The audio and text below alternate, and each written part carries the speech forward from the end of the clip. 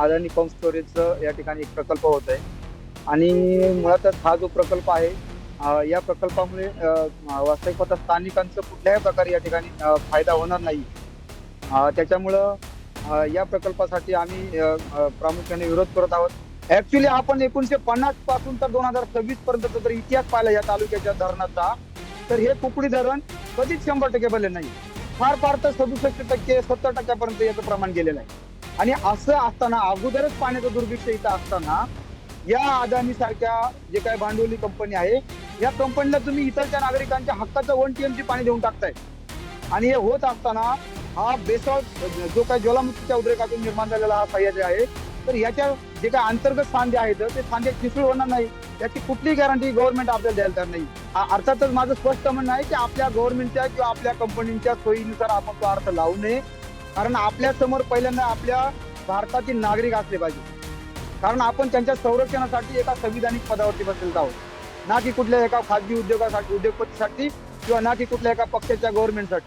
नमस्कार, मी संकेत आणि आपण पाहत आहात मुंबई आउटलुक. पुण्याच्या जुन्नर तालुक्यामध्ये अदानीच्या माध्यमातून, अदानीची जी कंपनी आहे त्यांच्या माध्यमातून एका वीज निर्मिती प्रकल्पाचं काम सुरू होणार आहे आणि त्याला घेऊन स्थानिकांचा विरोध आहे. स्थानिक म्हणजे जुन्नर तालुक्यातून जवळपास 79 गावं अशी आहेत ज्यावरती या वीज प्रकल्पाचा बडगा पडेल किंवा त्यांना नुकसान होईल अशी भीती स्थानिकांकडून व्यक्त करण्यात येत आहे. आणि त्या विरोधातच तिथले जे स्थानिक कार्यकर्ते आहेत ते उपोषणाला बसले आहेत. गेल्या काही दिवसांपासून हे उपोषण सुरू आहे, हे आंदोलन सुरू आहे. आपण थेट त्यांच्याकडे जाऊयात आणि नेमकं काय मागणी आहे, काय त्यांचा विरोध होतोय हे समजून घेण्याचा प्रयत्न करूयात. आपल्यासोबत तिथले स्थानिक कार्यकर्ते आहेत. काय नाव सर आपलं? माझं नाव संजय साबळे. बर, काय विरोध होतोय, कशासाठी हे तुम्ही आंदोलन केलं? सर, या ठिकाणी माळशेज घाट बोरांडे अदानी पंप स्टोरेजचं या ठिकाणी एक प्रकल्प होत आहे. आणि मुळातच हा जो प्रकल्प आहे, या प्रकल्पामुळे वास्तविक पाहता स्थानिकांचं कुठल्याही प्रकारे या ठिकाणी फायदा होणार नाही. त्याच्यामुळं या प्रकल्पासाठी आम्ही प्रामुख्याने विरोध करत आहोत. याच्यामध्ये अनेक ज्या काही बाबी आहेत त्या आपल्याला सांगता येतील. स्थानिकांना फार मोठ्या संकटाला सामोरं जावं लागणार. बर, कुठल्या प्रकारचं संकट? याच्यामध्ये सविस्तर माहिती दिली तर बरं होईल. चालेल चालेल साहेब. मुळात हा जो काय प्रकल्प आहे, हा प्रकल्प 1500 मेगावॅटचा प्रकल्प आहे. हा इथे वीज निर्मित केली जाणार आहे. नाणेघाटाच्याच खाली ठाणे जिल्ह्यामध्ये बोरांडे म्हणून एक गाव आहे. तर त्या ठिकाणी कृत्रिम तलाव बनवला जाणार आहे. आणि जुन्नर तालुक्यामध्ये अंजनावळे आडोशीची वाडी आहे तिथं, तर त्या ठिकाणी कृत्रिम तलाव बनवला जाणार आहे. आता या दोन्ही ठाणे आणि पुणे जिल्ह्यामधील किंवा जुन्नर तालुक्यामधील जी एकूण क्षेत्र या प्रकल्पासाठी एक्वायर केलं जाणार आहे, तर याच्यामध्ये वरती जुन्नर तालुक्यामध्ये 0.8 चौरस किलोमीटर हे क्षेत्र हे एक्वायर केलं जाणार आहे. आणि खाली बोरांडे आणि ठाणे जिल्ह्यामध्ये 3 चौरस किलोमीटरचं क्षेत्र एक्वायर केलं जाणार आहे. याचं जर आपण एकर मध्ये काढलं तर जवळजवळ 939 एकर क्षेत्र हे या प्रकल्पासाठी घेतलं जाणार आहे. याच्यामध्ये 166 हेक्टर क्षेत्र दोन्ही मिळून त्या ठिकाणी एक्वायर होणार आहे. ह्याच्यात 65 हेक्टर जमीन जी आहे ती फॉरेस्टची आहे.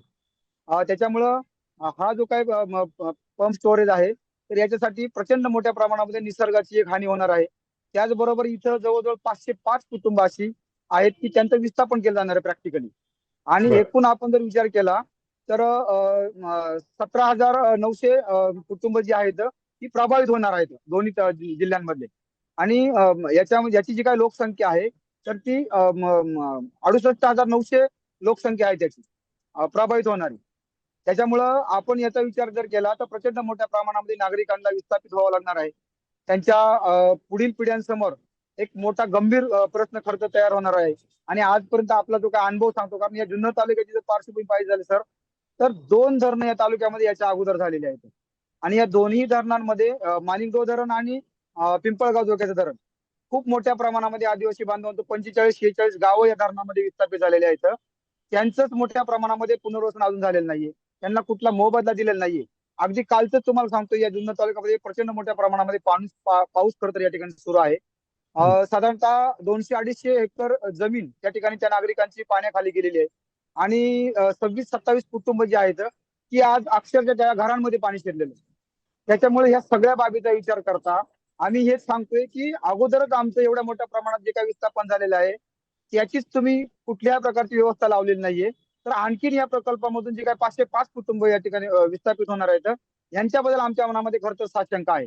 आणि म्हणून सरकारचं जे काही ही पडद्यामागच्या भूमिका आहेत त्या भूमिका आम्हाला बिलकुल मान्य नाहीयेत. त्याचबरोबर या तालुक्यामध्ये जो काही नाणेघाट भाग आहे तर तिथं अत्यंत सौंदर्य असं असलेलं निसर्गरम्य वातावरण त्या बरोबर. ठिकाणी आहे. ज्या मराठी भाषेबद्दल आपण सातत्याने अभिमान बाळगतो, जी खरं तर महाराष्ट्राची एक अस्मिता आहे. त्या महाराष्ट्राच्या अस्मितेचा किंवा मराठी भाषेला जो अभिजित दर्जाचा दर्जा मिळाला तो त्या नाणेघाटामध्ये असणाऱ्या सातवाहनकालीन शिलालेखामुळे मिळाला. आणि तो शिलालेख अक्षरशः फक्त 500-600 मीटर वरती आहे त्या आडोशी गावापासून. आणि त्या प्रकल्प जे दादा खोटेपणाने यांनी मेन्शन केलेलं आहे की 3-3.5 किलोमीटरचं अंतर आहे.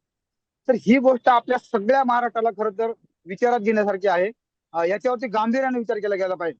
जर या महाराष्ट्राचीच ओळख जर या प्रकल्पामुळे पुसून जाणार असेल तर आपण सर्व महाराष्ट्रातील नागरिकांनी, शिवप्रेमींनी, पर्यटकांनी या ठिकाणी मोठ्या ताकदीने याला कडाडून विरोध केला गेला पाहिजे. त्या छत्रपती शिवाजी महाराजांनी स्वराज्याची स्थापना केली. अनेक खरं तर या स्वराज्यावरती आक्रमण झाली. म्हणजे आपण पाहतोय की अब्दालीपासून तर औरंगजेबापर्यंत जी स्वराज्यावरती आक्रमण झाली या एकाही आक्रमणाला भीक या महाराष्ट्राने घातली नाही. ती फक्त आणि फक्त या सह्याद्रीच्या या डोंगर रांगांमुळे, कड्याकापरींमुळे आणि इथं असणाऱ्या महाराजांच्या ऐतिहासिक किल्ल्यांमुळे. आणि आज याच परिसरामध्ये नाणेघाटाच्या 8 किल्ले असे आहेत की छत्रपती शिवाजी महाराजांचं या परिसरामध्ये जे संरक्षण झालं यांच्या सगळ्या स्वाऱ्यांचं ते या 8 किल्ल्यांमुळे झालेलं आहे. अगदी 500-600 मीटर वरती जीवधन नावाचा किल्ला आहे. त्याच्या शेजारी 700-800 मीटर वरती हडसर किल्ला आहे, निमगिरी किल्ला आहे, ब्रिटिशकालीन तिथं जे फडके बंदर आहे, हा सगळा ऐतिहासिक ठेवा खरं तर या ठिकाणी आहे. आणि असं असताना सुद्धा या अदानी सारख्या एका उद्योगपतीला त्या ठिकाणी वीज निर्मितीसाठी मान्यता दिली जाते. ऍक्च्युअली त्याचा कुठलाही फायदा नाहीये. याचं स्वरूप सुद्धा तुम्हाला सांगतो साहेब, ज्या वेळेस दिवसाच्याला ही लोक खालून पाणी वरती खेचणार आहेत त्या टनलद्वारे, तर ते दिवसाच्याला वरती खेचत असताना साधारणतः 3-3.5 रुपये रेट ती वीज वरती लागणार आहे खर्च त्यांना एका युनिट मागे. आणि रात्रीच्याला जेव्हा ते खाली पाईपानी पाणी सोडणार आहेत तर त्याच्यामधून त्यांना जी वीज निर्माण होणार आहे ती वीज एका युनिटला ते साधारणतः 12 ते 15 रुपये युनिटनी ते विकणार आहेत जनतेला. आता मला सांगा, याचं आपण थोडंसं वास्तव पण पाहिलं पाहिजे की महाराष्ट्राला खरंच अजून काही विजेची गरज आहे का? महाराष्ट्रामध्ये असं खरंच काय भारनियमन मोठ्या प्रमाणामध्ये आहे का? तर माझं असं उत्तर आहे की याच्यावरती नाही. कारण आज महाराष्ट्रामध्ये जी काही वीज निर्मिती होते साधारणतः 25,000 मेगावॅट पर्यंत महाराष्ट्रामध्ये वीज निर्मिती होते. आणि ही वीज महाराष्ट्राला 2030 पर्यंत पुरल एवढा हा विजेचा साठा आपल्याकडे आहे. आता ह्या संपूर्ण सह्याद्रीच्या बेल्टमध्ये साहेब 59 प्रकल्प अशा प्रकारे अदानी, टाटा आणि आणखीन ज्या काही कंपन्या आहेत 2-3 त्या कंपन्यांना वीज निर्मितीचे हे सगळे टेंडर दिलेले आहेत 59 प्रकल्पांना. या 59 प्रकल्पांमधून जवळजवळ 85,000 मेगावॅट वीज निर्मिती केली जाणार आहे. मग उर्वरित जी काही 55-60 हजार मेगावॅट जी काही वीज निर्मिती केली जाणार आहे ती कशासाठी आणि कुणासाठी केली जाणार आहे? आणि हे करत असताना मग महाराष्ट्रातील ह्याच्या जे काही सह्याद्रीच्या रांगांमध्ये असणारा प्रचंड मोठ्या प्रमाणामध्ये हा वनसंपत्ती आहे, नैसर्गिक ठेवा आहे, या ठेव्याचे तुम्ही राखरांगोळी का करता येते? हा माझा खरं तर पहिला प्रश्न आहे. दुसरा महत्वाचा मुद्दा की हे जे काही धरण बांधणार आहेत नाणेघाटावरती 1 TMC साठा असलेलं, तर हे या धरणा इथे शेजारी जे काही कुकडी धरण आहे या कुकडी धरणामध्ये जे पाणलोट क्षेत्र आहे त्या पाणलोट क्षेत्रावरती बांधले जाणार आहे. आणि ऍक्च्युली आपण 1950 पासून तर 2026 पर्यंतचा जर इतिहास पाहिला या तालुक्याच्या धरणाचा तर हे कुकडी धरण कधीच 100% भरले नाही. फार फार तर 67%, 70% याचं प्रमाण गेलेलं आहे. आणि असं असताना अगोदरच पाण्याचं दुर्भिक्ष इथं असताना या अदानी सारख्या जे काही भांडवली कंपनी आहे या कंपनीला तुम्ही इतरच्या नागरिकांच्या हक्काचं 1 TMC पाणी देऊन टाकताय. आणि त्याचा जो काय परिणाम आहे साहेब या तालुक्यामध्ये या धरणावरती साधारणतः 43,370 हेक्टर जे काही क्षेत्र आहे शेतीचं हे या पाण्याच्या पुरवठ्यावरती सिंचनाखाली आलेलं आहे. आणि त्याचं जर TMC पाणी तुम्ही घेऊन जाणार आहे याचा जो काय तोटा आहे तो सगळ्यात मोठा इथलच्या शेतकऱ्यांना बसणार आहे. कारण 6-6.5 हजार हेक्टर पर्यंत लोक सिंचनापासून वंचित राहणार आहेत. आणि म्हणून या सगळ्या गोष्टींचा आमचा खरं तर आक्षेप आहे. बाकीचे जे काही प्रश्न आहेत की आपला जो काही नाणेघाटाचा परिसर आहे हा खरं तर सह्याद्रीचा खोल कड्याचा प्रदेश आहे. याची निर्मिती बेसाल्ट खडकापासून खर तर ज्वालामुखीच्या उद्रेकामधून झालेले आहे. बरोबर. ते होत असताना अनेक सांधेमोड त्या खडकांमध्ये आहे खरं म्हणलं तर.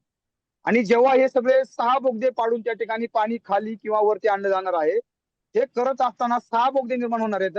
त्याच्यासाठी मोठ्या प्रमाणामध्ये एकतर 1 TMC साठा असलेलं कृत्रिम तलाव बनवलं जाणार आहे. ते बनवताना मोठ्या प्रमाणामध्ये ब्लास्टिंग करणं, मोठ्या प्रमाणामध्ये त्या ठिकाणी बोगदे खोदणं, या सगळ्या प्रक्रिया घडणार आहेत साहेब. आणि हे होत असताना हा बेसॉल्ट जो काही ज्वालामुखीच्या उद्रेकातून निर्माण झालेला हा सह्याद्री आहे, तर याच्या जे काही अंतर्गत सांधे आहेत ते सांधे ठिसूळ होणार नाही, याची कुठलीही गॅरंटी गव्हर्नमेंट आपल्याला द्यायला तयार नाही. आपण पाहतोय की कोयना धरण आपल्याकडे आहे आता सध्या. इथलची परिस्थिती बघतोय आपण. दिवसाला साहेब साधारणतः 101 भूकंपाचे हादरे त्या भागाला बसतायत. महिन्याचा विचार केला आपण तर हजारो भूकंपाचे हादरे त्या परिसराला बसतायत ते. आणि याचा विचारच कुठं केला गेला नाहीये.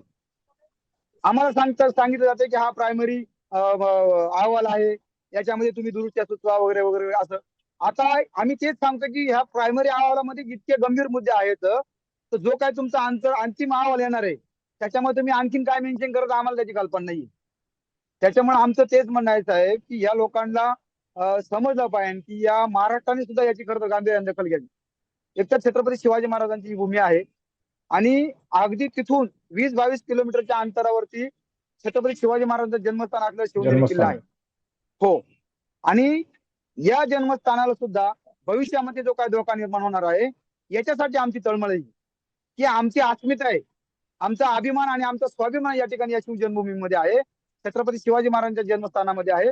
त्याच्यामुळे याला कोणी धक्का लावू नये ही आमची प्रामुख्याने या ठिकाणी मागणी आहे.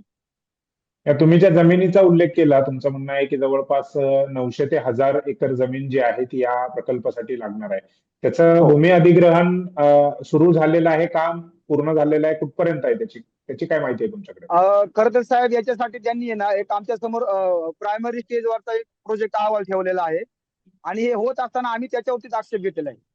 कारण हे जे क्षेत्र आहे हे भारतीय संविधानाने दिलेल्या जे काही 244(1) हे कलम आहे त्याच्या अंतर्गत 5वी आणि 6वी अनुसूची येते, जे आदिवासी क्षेत्रासाठी हे कलम लागू आहे आणि 5वी 6वी अनुसूची लागू आहे.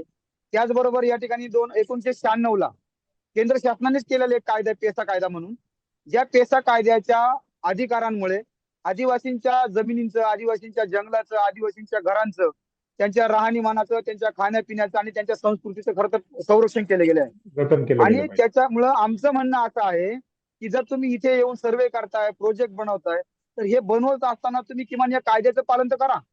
संविधानाचे जे काही तुम्हाला 5वी 6वी अनुसूचित दिले त्याचं तर पालन करा तुम्ही. जो 2006 ला फॉरेस्ट ऍक्ट आला, तो फॉरेस्ट ऍक्ट सुद्धा आपल्याला हेच सांगतोय की आदिवासी भागामध्ये जर जमीन कुठली अधिग्रहण करायची शासनाला, आणि ती सुद्धा जर गरज असेल तरच, म्हणजे जिथं कंपनीला किंवा गव्हर्नमेंटला कुठंच जागा मिळाली नाहीये, पर्यायच नाहीये, अशा परिस्थितीमध्ये तुम्ही इथलची जागा खरं तर अधिग्रहण करावी अनुसूचित क्षेत्रामध्ये, असं त्या फॉरेस्ट ऍक्ट मध्ये किंवा फॉरेस्ट ऍक्टच्या काही कलमांनुसार मेन्शन केलेलं आहे. जेव्हा अजिबातच पर्याय नाही महाराष्ट्र शासनापुढे, त्यावेळेस तुम्ही या क्षेत्राच्या जमिनीचा विचार करावा. असं असताना सुद्धा आम्हाला कुठलीही कल्पना दिलेली नाहीये. आमच्या साध्या ग्रामसभांना सुद्धा विचारलं गेलं नाहीये त्याच्या. आणि ऑलरेडी 2023 ला काही लोक त्या ठिकाणी छुप्या पद्धतीनं कंपनीची येऊन ड्रोन सर्वे करत होते. नागरिकांना आम्ही कोणीतरी पर्यटक आहोत, आमचा इथं काही संबंध नाही त्या प्रोजेक्टशी, असं काही भूलथापा देऊन ते छुप्या पद्धतीने सर्वे करत होते. नागरिकांच्या जेव्हा जंगलात आदिवासी बांधव फिरायचे सरपणासाठी किंवा जनावर चालण्यासाठी, तेव्हा निदर्शनाची कोणीतरी अनोळखी लोक आपल्या भागामध्ये प्रदेशामध्ये फिरतायत. जेव्हा विचारलं काय नागरिकांनी, तेव्हा त्यांनी असं काहीच सांगितलं नाही की आम्ही कंपनीकडनं आलोय किंवा गव्हर्नमेंटकडनं आलोय वगैरे असं. आणि मग त्याच्यातनं आज आम्हाला कळतंय की हा प्रोजेक्ट अहवाल आमच्या समोर आल्यावर कळतंय की हे सगळं सर्वे होऊन गेलेलं आहे. यांनी या ठिकाणी काही सॅम्पल पण घेतलेले आहेत बरेचसे. तर याच्यामुळे साहेब आमचं असं म्हणणं आहे की मुळातच विश्वासार्हतेला तडा देऊन हा प्रोजेक्ट खरं तर या ठिकाणी आमच्या माथी मारला जातोय. आणि म्हणून या सगळ्या कायद्याचं पालन व्हावं. सरकारने जे काही केंद्र शासनाने बनवलेले कायदे आहेत ते कायदे शासनानेच मोडण्याचा प्रयत्न करू नये, असं आमचं स्पष्ट म्हणणं आहे या ठिकाणी. आणि म्हणून मग आम्ही त्या प्रकल्पाला म्हणजे अद्याप तरी आम्ही त्याला कुठल्याही प्रकारे मंजूर द्या लेखी आम्ही इथलचे कलेक्टर असतील, इथलचे प्रदूषण नियंत्रण मंडळ ज्यांनी आता 21 तारखेला सुनावणी लावलेली आहे, त्या सुनावणीच्या अनुषंगाने या ठिकाणी सूरज भाऊंचे गेली 8 दिवस झाला आता उपोषण चालू आहे या ठिकाणी. तर या सगळ्या लोकांना आम्ही पत्रव्यवहार केलेला आहे की तुमची ही जी काय आतापर्यंत सगळी प्रोसेस घडलेली आहे हीच बेकायदेशीर आहे. कारण तुम्ही संविधानाला मानताय की नाही, तुम्ही लोकशाहीला मानताय की नाही, हा आमचा खरा प्रश्न आहे. आणि मग तुम्ही जर अशा पद्धतीनं दाब दडप करून एखाद्या कमकुवत समाजावरती, एखाद्या कमकुवत आदिवासी बांधवांवरती अशा प्रकारे जर तुम्ही काही लादणार असाल तर ते इथलच्या जुन्नरवासी यांना मान्य नाही. त्याच्यामुळं अगदी आदिवासी बिगर आदिवासी असा कुठलाही या ठिकाणी मतभेद न ठेवता हे शिवजन्मभूमीचे मावळे एका ताकदीनं आणि खंबीरतेने या ठिकाणी बसलेले आहेत.